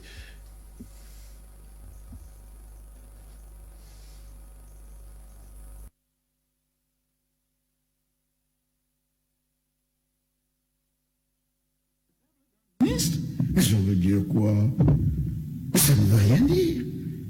Les allocations, c'est pour un ministère, pas pour l'individu du ministre. Première chose. Deuxième chose, parce que vous avez posé la question, comment est-ce qu'on a fait pour retenir ces ministères-là? Et vous avez dit, vous êtes le ministère des Finances, vous avez reçu moins 400 millions seulement, et ça veut dire que vous, il y a moins de malades au ministère des Finances. Mais non, on ne donnait pas l'argent parce qu'il y a les malades au ministère. Nous avons fait des conférences budgétaires, comme nous le faisons lorsqu'on prépare la loi de finances. Nous avons la crise. Il faut riposter face à la crise. Qu'est-ce qu'il faut faire? Alors les gens faisaient leur demande. Les gens faisaient leur demande. Et je peux vous dire que le retard que nous avons eu dans l'affectation des ressources pour le Covid-19, enfin pour le casse Covid de l'année dernière, c'était parce que, entre-temps, parce qu'il vous souvient que quand la crise est arrivée, on a fermé les écoles. Tout s'est arrêté. Et puis, à un moment, le chef d'État a dit, on va reprendre les cours. Du coup, certains des ministères qui n'étaient pas concernés sont aussi venus, excusez-moi l'expression, à la sauce, hein, comme pour manger. Ah oui, parce que maintenant, il faut reprendre l'école. Mais vous allez protéger les enfants comment? You get the minister clearly telling senators that, excusez-moi l'expression, certains ministères qui n'étaient pas concernés se sont invités et, excusez-moi l'expression, venir à la sauce pour manger. Is the minister not exposing his colleagues here, because initially they were not supposed to be there, but they invited themselves to participate in eating? Yes, you see, as I said, Minister Luis Paul Mutaze is washing his hands like Pontius Pilate, which is but normal, because you'll be asking the question. It's quite controversial. I hold the money and I'm paying out, and I have a location all of 400 million, while some people who don't even hold the money are running with 2 billion and above in their respective ministries. 6 billion. You start asking yourself, but what was the criteria put in place to select A, to have a higher budget, and B, to have another lower budget? But you see, from his expression, you know, as I said, when God wants to unfold certain things, he first of all makes you go mad. That is, you don't reason normally, because under normal condition, we'll not be getting this kind of revelations. Under normal condition, because it speaks volume. What Mr. Paul Mutaze is saying, it speaks volume. It means that somewhere along the line, some other parties came in who were not originally envisaged for that budget. And as they came in, probably because they were moving in line with other higher quarters, that's why they had to fit themselves in. Now, our main issue is, if they came uninvited and had justifications of what to do with the budget, did they put that budget into the use as specified? We have Mountain Hotel in Boya. We have Ayaba Hotel in Bamina and all the like. Are we sure these monies for tourism got to them? Because we are not seeing the signs of it as we are seeing here. So at the end of it, I think that when a system expires as such, gods begin to punish that kind of system, so they make revelations that they will regret after that. Hey, mais qu'est-ce que j'ai dit comme ça? Because I'm sure if you play this very tape again to those government officials, you will surely get phone calls. Mais pourquoi tu as parlé comme ça? Mais pourquoi tu n'as pas supprimé telle affaire? It is already gone. So when we look at it, the main issue at the bottom line of all these jargons we are talking here is that money has been embezzled. And the bad thing is that the people are still in active service, while others who took to the street, castigating corruption, which has now occurred, are languishing in New Bell, Bafusa prison, Boya prison, Yaoundé prison. It is unbearable that all of them must sit back. This is a serious matter. Okay, Kangaroo Man, thank you. Yes. If you are someone watching us and you want to get the best suits, and you want to patronize our local production units, I'm talking about our best, tell us. Call Paddy Brown Designs. He is based in Bemenda, Foncha Street Junction. Precisely, his number is 67766 0338. 677660338. Or you can call me after the program. I will give you his number. He says Dr. Nick is one of my customers. So Dr. Nick is saying that you have been patronizing him. Right. Paddy Brown, I can advertise you better. Call me also after the program. Yes, but no, not Dr. Fabrice Lena. What should when you listen to the Minister of Finance, do you think that he has made the thing very clear that monies that were meant for specific issues were not put into good use? Because if we judge by what we are observing, billions were given, nothing seemingly has changed except for the job that was done by officials of the Ministry of Public Health. Even before he had to reveal this or say what he's saying, we had already seen it, because administration is not imagination. Administration is both administrative and physical. The physical aspect of administration is the impact it is having on the local population. We constitute integral part of the society they are managing. So if we are saying that we are not feeling or seeing the tangible impact of what these budgets were allocated for in all the different ministries, it means that he is coming to confirm to us that they failed to do what they were supposed to do. It is the Ministry of Finance who is saying that they have failed. They, CPDM government-led ministers, have failed to do what Cameroonians were expecting them to do during the time of the COVID-19 pandemic. Because if the minister is saying certains ministères qui n'étaient pas concernés sont venus à la source pour le mangeoire, it means that he himself, the minister, is confirming to us that so there was a source. You know, the source thing has a lot of meaning. Source of what? Money borrowed to take care of patients. But seriously, we are not serious in Cameroon. This is I still say this is high treason for such issues to be taken with levity. We expect the audit bench of the Supreme Court.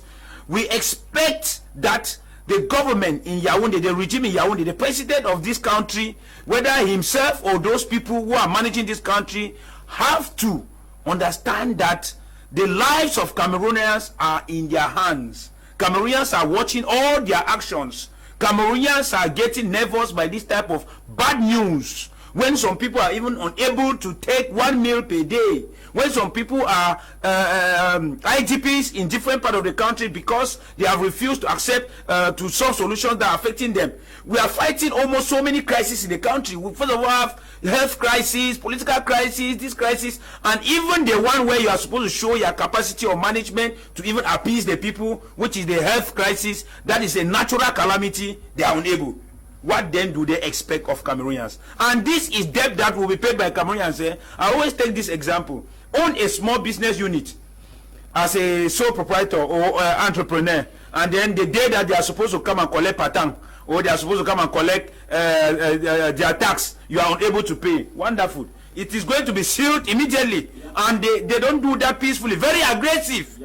And this is where Cameroonians get so frustrated, and this is where we see a lot of brain drain in this country, because not everybody can support this kind of psychological torture from their authorities. And many people get frustrated, and then they find brains who are supposed to think, be productive, come out with the strategies of how to build the country, go abroad, naturalize and become foreigners, and then when they tend to say Cameroon is not going where, they will say they are unpatriotic. The most unpatriotic citizens are in Yaoundé. They are the ministers that stole 180 billion and are able to justify it. Minister Louis Paul Mutaze, finance minister, just confirmed it to all of us. You people have to resign. Okay. No, but it is the courts that yes, actually they have already confirmed even before the court will. On presumption of innocence. Yes. Yeah. Yes, while others who march peacefully are not on presumption of innocence, they are in prison. Yaoundé should go on leave. Military you march for peace cannot be in prison. Innocent does not hold them. It's treason. Innocent is holding them. Please. Let's continue the program. Of course, we are proceeding. We are proceeding. Should we not continue the program? Let us continue. But they should know that they have to resign. Yes. Okay. I add to your voice, please, Mr. Fa. Good evening, Mr. Liu, and to all in the studio. Consuming home products are impossible due to many taxes. I have a junior brother who is a carpenter, whose capital is not up to 100,000 francs, but only the taxes we are asked to pay is too much. Council officials come, we should pay hygiene tax, first aid box. Treasury officials ask for part-time. Electricity officials to install light ask much money before doing installation. Finally, he's not working. I'm writing from Yaoundé. Okay, Princess G writing from Yaoundé. Good evening to you, Princess G. Good evening to all those in the panel. I pray that the government is getting what you people are saying. The only way Cameroon can get better managed is through federal system where people can develop their own area freely. Felix writing from Boya. Good evening to you, Felix. Good evening, Mr. Kuma. I agree with anyone who says that the problem of Cameroon is the government. More salt to injury. The government of this country is an individual. Okay. Gordon is writing from Bamenda. Good evening to you, Gordon. Good evening to you in the studio. Keep up with the inspiring program. Thank you. Good evening, Mr. Liu. Thanks for the good job you are performing with other panelists. Courage to you all in the panel, and please greet Mr. Tayong for me. He is the best. Liu Jip Nadine Kouakap writing from Douala here. Dr. Nick Ngwanyam, was there any need to spread this money out to different ministries? Is that not where we've landed ourselves into problems? Because from what the minister is saying, people who initially were not part of this came into the game, because when you draw a plan of implementation, there should also be a plan to monitor and follow up. Now, when other parts and bodies invite themselves into your original plan, it becomes difficult for you to also develop methods for their monitoring and evaluation, and then ensuring that things are done as initially planned. Let us say that it's not the first time that money has been disbursed for one thing or the other. You will remember in December of 2013, President Paul Biya made available 121 billion francs for youth activities, but we've never really known how that money was used. And then we can go on and on. There was an emergency plan before that. Yes. So the point is, money has always been sent, in bulk to this, to that, allocated for this, that, and it has never been properly accounted for. So I guess it was taken like it's one of those things again. But unfortunately, this time around, it was a trap. It was a trap set by God himself, so that with the advent of the COVID-19, we will have an opportunity to correct the ills.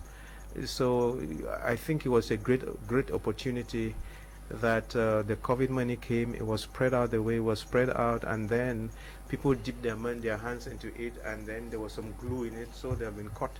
And then the courts are going to find out who is a thief and who is not a thief, and through that, Cameroon will be saved. So COVID-19 is a medicine that has come to save our nation, and we thank God for it. Okay, it's a medicine that has come to save Cameroon. You are thanking God for it. This one says that's our... Oops, somebody is sending a picture of their store in Bonaberi. I don't know what you are selling there. Can you just update me on what you are selling in Bonaberi? Good evening, Mr. Moderator. Please tell Dr. Nick to speak what is supposed to be. I should go direct to the questions. The kangaroo man and the person with the red cap are right. Please stop bringing persons who will not answer your questions. Okay, he's writing from Mutengene. No, Dr. Nick is answering my questions, but he's talking also out of wisdom. Good evening, Mr. Leo. When I hear of COVID money being stolen, I feel sorry to all Cameroonians. I think this minister has made it jungle justice. If a minister is capable of stealing money directed to COVID patients, it means they can kill. I think this minister should be beaten public for assassination and murder. Emmanuel is writing from Yaoundé. Good evening to you, Emmanuel. Good evening to you, Pa Yafe, also watching on from Bangolan. Mohammed writing from Yaoundé says, good evening, Mr. Liu and Co. and Mr. Lena Antayong would push to the finish line. We need a CPDM representative to answer them. Keep up. I will be better soon. Okay, Mohamedou. Just to remind you that Dr. Nick is a CPDM militant. Good evening, Mr. Leo. Thanks for the program. Many will learn a lot from this program. Thierry writing from Com. Good evening to you, Thierry. Good evening to you, Aloga, who should be watching us from Elige Sunu out there in Yaoundé, the nation's capital. Mr. Ghana, my last question to you is, how do we steal money that is meant for the sick? Can we understand this? Say again? How can we understand that people are able to steal money that is meant for the sick? Because COVID-19 was meant to fight something that was killing Cameroonians, Africans, and the population of the world.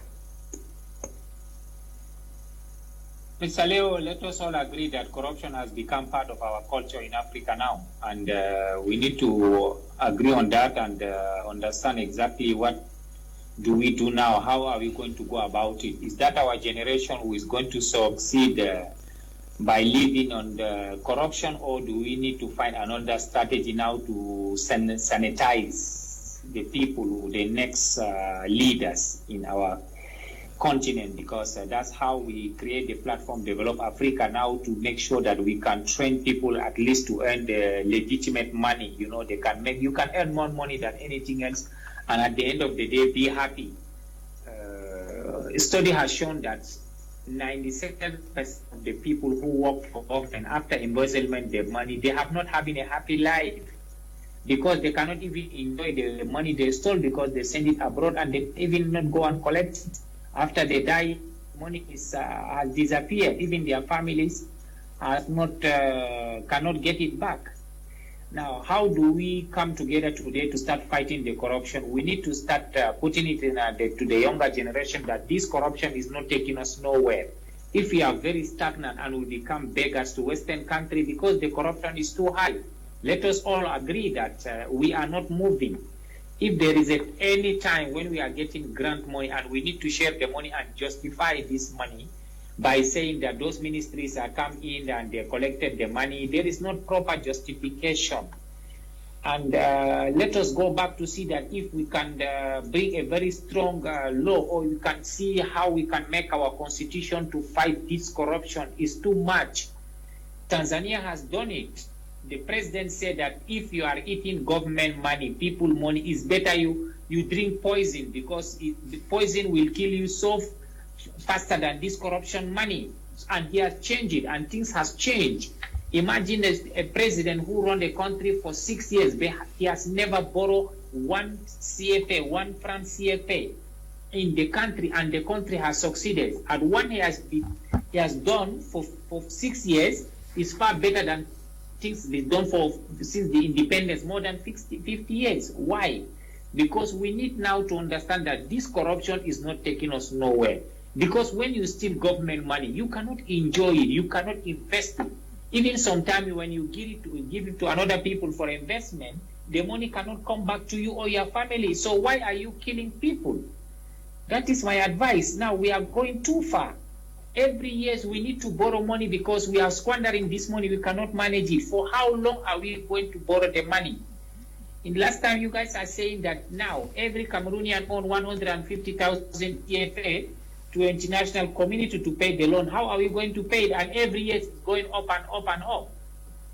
This is my advice. We need to come together to fight this sickness. This corruption is too much, especially with this COVID money. Every country in Africa, you will see the same scandal. Yeah, whenever TV you turn out, you say that, the ministers has eat COVID money. Why? This is very sad for Africa. Thank you, Leo. Okay. Thank you, Maina Ghana, who is the CEO of Develop Africa.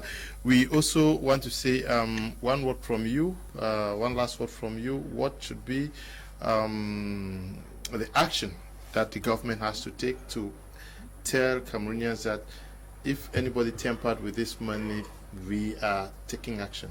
What should happen to...